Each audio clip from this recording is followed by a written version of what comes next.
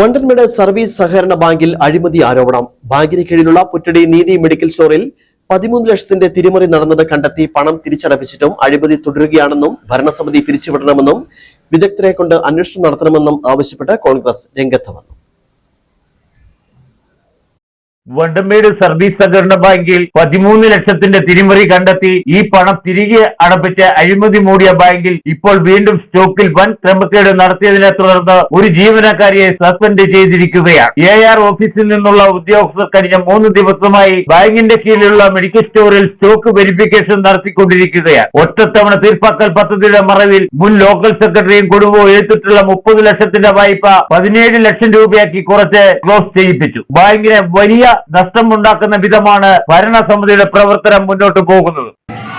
ഈ കഴിഞ്ഞ സാമ്പത്തിക വർഷാവസാനം ഓഡിറ്റ് റിപ്പോർട്ട് അനുസരിച്ച് 13 ലക്ഷം രൂപയുടെ തിരിമറി ഓഡിറ്റർ കണ്ടെത്തുകയും ആ തുക അതിന്റെ സബ് കമ്മിറ്റി അംഗങ്ങളെ കൊണ്ട് തിരിച്ചടപ്പിക്കുകയും പിന്നീട് ഈ കഴിഞ്ഞ 3 മാസ സമയത്തെ അതിനുശേഷം ഉണ്ടായ എയർ ഓഫീസിൽ നിന്നുള്ള മിന്നൽ പരിശോധനാ ഭാഗമായി മിക്ക മരുന്ന് കുപ്പികളും കാലിയായി കാണപ്പെടുകയും അവിടെയും 2 ലക്ഷത്തി രൂപ അധികം വീണ്ടും വ്യത്യാസമുള്ളതായി മനസ്സിലാക്കുന്ന ഒരു സാഹചര്യമാണ് ബാങ്കിൽ ഉണ്ടായിട്ടുള്ളത്.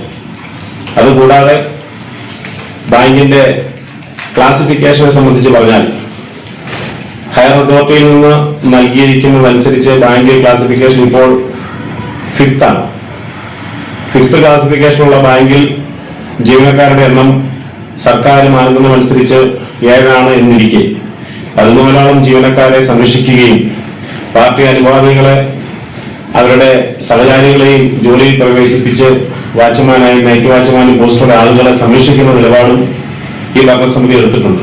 ബാങ്കിന്റെ ക്ലാസിഫിക്കേഷൻ ഇപ്പോൾ 5ലാണ്. നിലവിൽ ബാങ്കിൽ 7 സ്റ്റാഫ് മാത്രമേ പാടുള്ളൂ എന്നാണ് നിയമം. എന്നാൽ 14 സ്റ്റാഫിനെ ബാങ്ക് സംരക്ഷിച്ചു വരികയാണ്. ബാങ്ക് ഓഡിറ്റർ റിപ്പോർട്ട് അനുസരിച്ച് ബാങ്ക് ഇപ്പോൾ 8 കോടി രൂപ നഷ്ടത്തിലാണ് പ്രവർത്തിക്കുന്നത്. കേരള ബാങ്ക് വഴി നബാർഡിൽ നിന്നും എടുത്തിട്ടുള്ള കാർഷിക വായ്പ വകമാറ്റി ചെലവാക്കിയിരിക്കുകയാണ്. ബാങ്കിൽ ഇപ്പോൾ അംഗങ്ങൾക്ക് നൽകിയിട്ടുള്ള വായ്പ 17 കോടി രൂപയും കേരള ബാങ്കിൽ നിന്ന് എടുത്തിട്ടുള്ള 19 കോടി രൂപയുമാണ് തിരികെ ലഭിക്കാനുള്ളത്. അംഗങ്ങളുടെ നിക്ഷേപം 7 കോടി രൂപയും നൽകാനുണ്ട്. വാർത്താ സമ്മേളനത്തിൽ കോൺഗ്രസ് മണ്ഡലം പ്രസിഡന്റ് ജോമിൻ പാനോസ്, INTUC ജില്ലാ പ്രസിഡന്റ് രാജാ മാട്ടുകാരൻ, DCC അംഗം സുദർശൻ, പഞ്ചായത്ത് അംഗം ടോണി മക്കാറ എന്നിവർ പങ്കെടുത്തു. Idukki vision news, Upputhara.